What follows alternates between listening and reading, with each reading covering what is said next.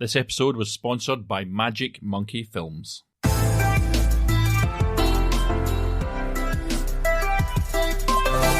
Hello and welcome to Film Pro Productivity, the podcast that helps film professionals and other creative people to live a more focused, effective and happy life. My name is Carter Ferguson and this is episode 39. Don't do me a favour. Today I'm going into another of my Tell It Like It Is series of shows which have proven to be very successful in the past. These are episodes where I talk about a problem which it's likely we may all have come up against, but which out of politeness or awkwardness or some other reason we just don't discuss. Today's topic is one which has bitten me in the ass a good few times over the years, so I hope it's going to be of interest to you. But before I get into it, I am increasingly conscious that I might be coming across as a moany old git. But I do draw upon my own experiences for these shows and offer them up in good spirit, not in the name of negativity, but as signposts of the danger, and with the hope that through my failures you will be able to prosper. Benjamin Franklin said, "Most people return small favours, acknowledge medium ones, and repay greater ones with ingratitude," unquote. And for me, this has proven to be one of the greatest truths in life. Oh yes, folks, today we are going to be talking all about favours. The dictionary describes a favour as an act of kindness beyond what is due or usual. Synonyms include a good turn, service, kind act, good deed, act of kindness, courtesy, indulgence, and let me also add that it is something that is given usually, with no expectation of return. Today, though, I need to dig a little bit deeper than that dictionary meaning. The first thing that I want to say is that there's a marketing rule called the rule of reciprocity. I think I'm saying that right, reciprocity, which says we should try to repay in kind what another person has provided for us.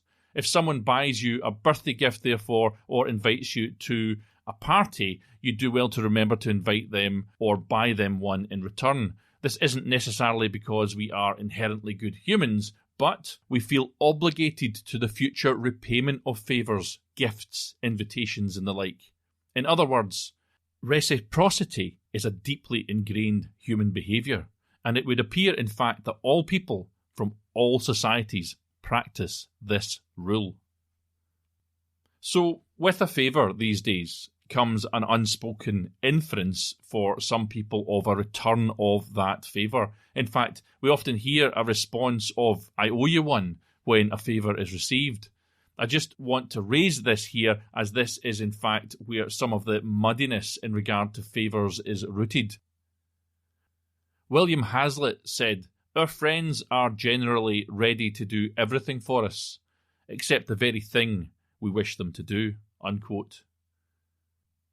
So I first realised that I had a problem with people, in inverted commas, doing me a favour when I was directing my first short film, which turned into a 3-part miniseries we called The Rage, and it was based on the 28 Days Later films. It was a fan film, you know. The film currently, by the way, has millions of hits on YouTube and was voted the 5th best fan film in the world at one point by dreadcentral.com. That was a few years back, but it's pretty cool. Anyway, it's on YouTube, and I think it might be on Vimeo as well, so go check it out. That all sounds great, I know, but it was just a low-budget film that we did for fun, which people gave their time for free to, and which we took quite seriously, though, and did the very best we could. One day, as a first-time director, I was trying to deal with a problem of rain hitting the lens, and it was a moving camera, and it looks really, really bad, by the way. This was probably maybe 3 days into what we were doing. We were doing it over weekends, you know. When an actor friend of mine who was part of the group in front of the camera got very upset with me, probably for not explaining what the issue was, but as I say, it was something I was trying to kind of come to terms with myself. But what he did was he pulled me aside and announced to me that he was doing me a favour, in inverted commas, in being in the film, and he threatened to leave. And of course, in order to keep things moving, I apologise profusely, but I've kind of been reeling from that moment ever since. You see, that friend was doing me no favours at all by threatening to abandon the project if I didn't, in effect, obey him. The whole thing was difficult, and even now, 12 years on, I really have never forgotten it. This wasn't the last time that someone let me down very badly, as they were thinking that they were doing me a favour, though. Another actor on another film of mine didn't realise somehow that he was being paid to act in the film. I don't know how he missed this detail, but he turned up 2 hours late and he put the whole day's shooting in jeopardy. In his mind, it was just some unimportant thing and that he was just helping me out.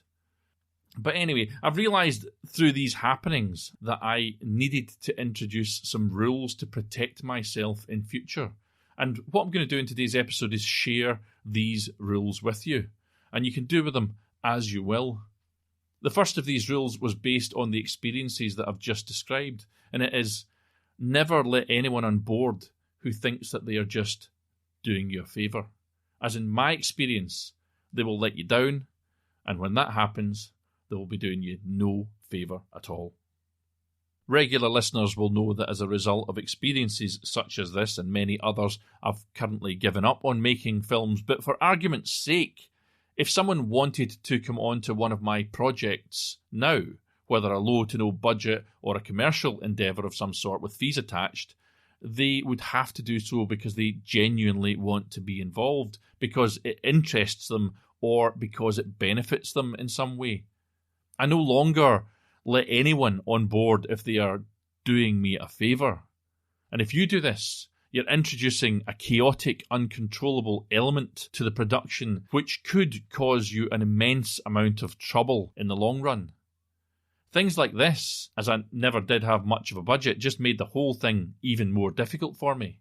Incidentally, I never use the for exposure argument when making films, and I always played fair on low-budget films as well. I poured my own money, time and energy into them and ensured that cast and crew were treated well, and I never walked away with anything more than those that took part. I also assumed the position of the rule of reciprocity, and time again in return I've helped those that have helped me. I've recently had to drop out of a low to no budget endeavour myself in which I had committed my time, energy and resources, including significant finance, to me anyway, who doesn't have a lot of spare cash, before discovering in the end that the project leader was actually receiving fees when nobody else was. I got absolutely scammed beyond belief on that one, and I will be talking about scams in a future show, but please, please, please be careful out there and never assume that you are being treated fairly. This was yet another boot in the ass which led me to getting out of filmmaking. And honestly, I tell these stories on the show here and I think people must think me a complete idiot, but, well, maybe I am, but this world that we live in is becoming a really dangerous place, even for the very wary like myself. On the flip side, by the way, of someone doing me a favour, I've also learned that when I am doing someone else a favour, a real favour, not a fake favour, that favour is not a contract for future return of favour. As I said before, in fact, a favour is something that is given with no expectation of return, or it should be anyway. If I ever do a favour for someone, I'll first ensure that 1, I can actually deliver it. 2, if not, I'll utilise that powerful productivity technique I detailed in episode 2 by saying no. And then 3, I'll try and help them out by suggesting alternatives. If, however, I do help someone out, I'll do so without expectation of any favour in return. I suppose I've learned this one the hard way too. I once lent swords to the Brunton Theatre for their Christmas pantomime. When the show ended its run, though, they didn't return them to me. I chased them down and they eventually did drop them back about 6 weeks later, with one of them broken beyond repair and the others in a very, very sorry state indeed. And let me just also say, the one that was broken beyond repair was my best sword. It was beautiful, handmade, destroyed.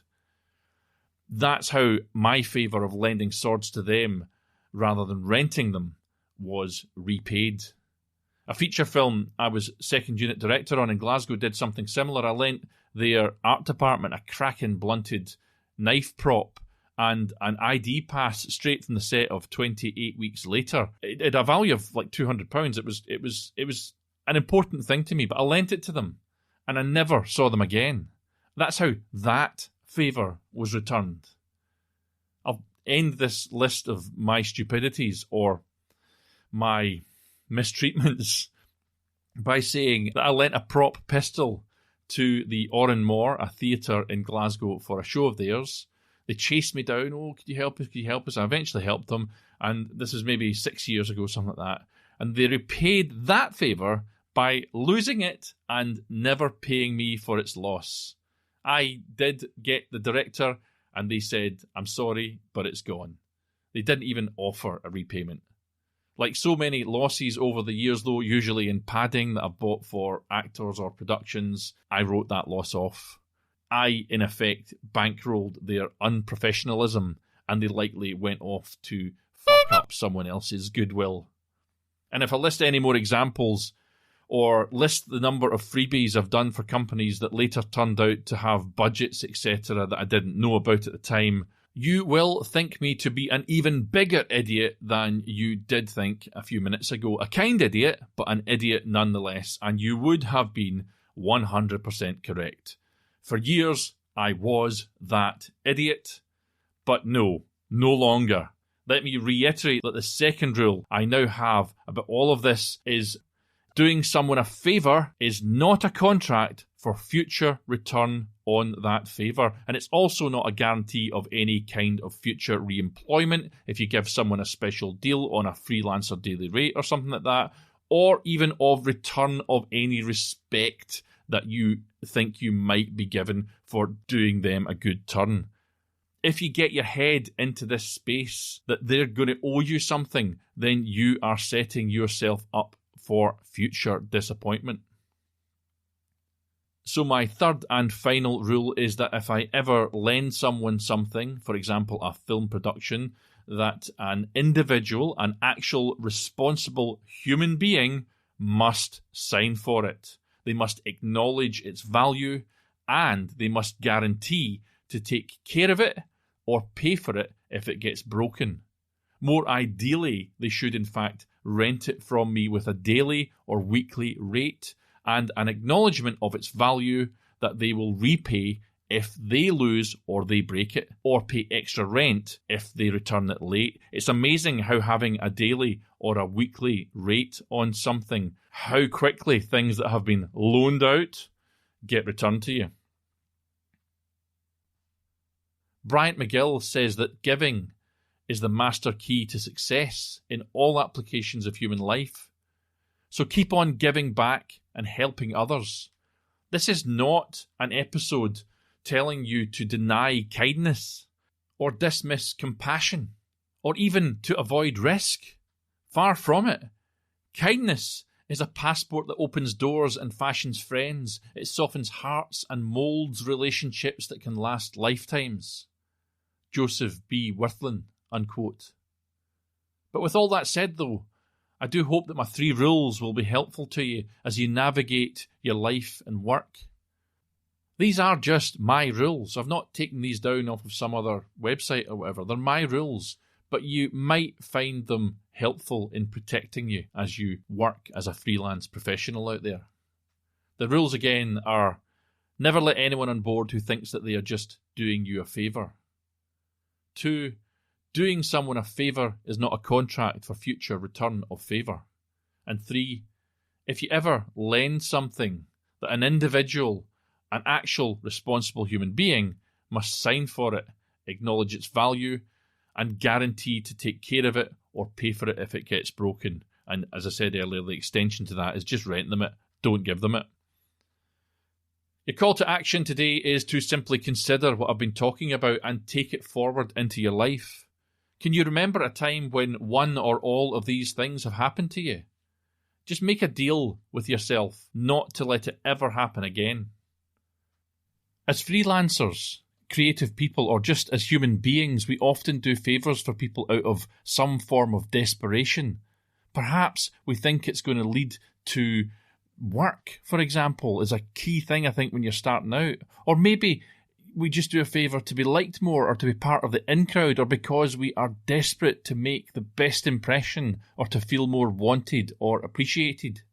I think that the reality is that we sometimes get a little bit confused in the creative industries because we enjoy our work, because we're passionate about it, etc. And we can lose sight of the fact that show business is still a business. And there are just too many unscrupulous people out there that will take advantage of us if we do not get our heads straight on this. Helping others, though, is good for the soul. And it's one of the 5 a day for good mental health that I keep going on about on these episodes. Look back to episode 4 if you want to know what I'm talking about with all this. But I want to finish by saying that I did this episode as I felt this element, this favours thing, to be an oft-abused kindness, which I think possibly affects us all. And I hope that it's been an interesting and engaging episode for you. Now, I've got a really big and serious announcement to make, because over the next 3 weeks, I'm going to be releasing a special series within the series of 6 interconnected episodes, which will be released at 7 p.m. on not 1, but 2 nights every week. That's Sunday and Monday nights, 7 p.m. each week for 3 weeks. In these shows, I'm going to be looking at Napoleon Hill's book, The Law of Success, in 16 lessons, and I will be giving you some of the most incredible advice on the topic of success that you will ever hear. And as always, it's going to be delivered to you completely free. So if you aren't tuning in and listening, then you are going to be missing out big time.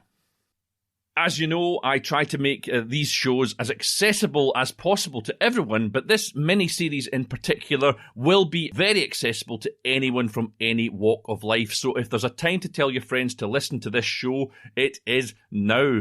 If you want to know the secret of success, true success that is, not some made-up fake sales program about success, then the 3 hours of content that I will be releasing in those 6 episodes will lead you right there. I committed a massive amount of time. Seriously, you do not understand how much time and effort I've put into this. I thought I could fit it into 2 episodes. I couldn't manage it. I thought I could fit it into 4 episodes. I couldn't manage it. Finally, I have squeezed it in 3 hours of succulent, fantastic, tasty content into 6 episodes. And seriously, I learn from these episodes that I do as much as you do when you are listening to them. And I couldn't believe what was coming out of that book, which was written in 1928, and you won't believe it either. If you think it's somehow out of date, you're completely wrong. A lot of it reads like it was written this morning. That said, some of it reads like it was written in 1928 because it's written in some weird speak, but I converted it for you. I convert the 1,170 pages of it into really accessible, interesting, fascinating, I would go as far as to say, content about success. So you really need to check that stuff out. Now, when that series finishes, I want to say now that I will be releasing a mailbag episode just after that 3 weeks, or a listener's questions show, which I've been talking about and telling you about for 6 weeks or something like that. So if you want advice with a productivity problem, or would like to get a tell it like it is type response on some relevant topic, please get in touch via the contact pages on the Film Pro Productivity website as soon as you can. Another thing is, please also try out the SpeakPipe voice recorder on the contact page, where if you can ask a question in 45 seconds, then you can leave a voicemail for me, a voice message.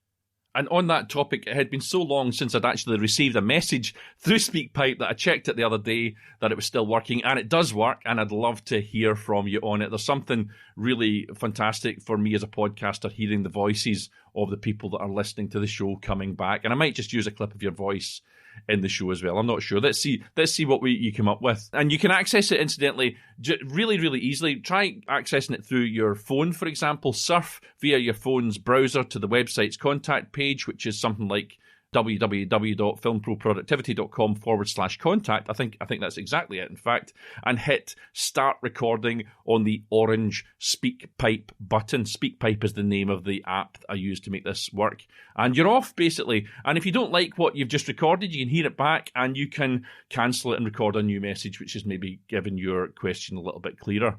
Finally today, though, I want to say thanks again to Ryan at Magic Monkey Films. He's a magic guy and an awesome filmmaker, and the sponsorship is greatly appreciated. There are still, incidentally, actually, now that I'm on that subject, there are still 2 episodes seeking sponsors for this season, so please get in touch if you want to help. They don't cost a lot at all. It's only £25 per episode to sponsor it, and it gets your name at the front and possibly a mention. Something like I just did for Ryan there at this point in the show as well. For now, though, please take control of your own destiny, keep on shooting, and join me next time on Film Pro Productivity. The music that you can hear right now is Adventures by Ehumitsu. You can view the show notes for this episode on the official website at filmproproductivity.com. You can follow my personal account on Twitter and Instagram at fight_director, or follow the show on Twitter at FilmProProdPod or on Facebook at FilmProProductivity. Please support the show by subscribing, spreading the word, telling people all about it, how amazing it is. Please, please, please, that is a great help. And leaving an awesome review.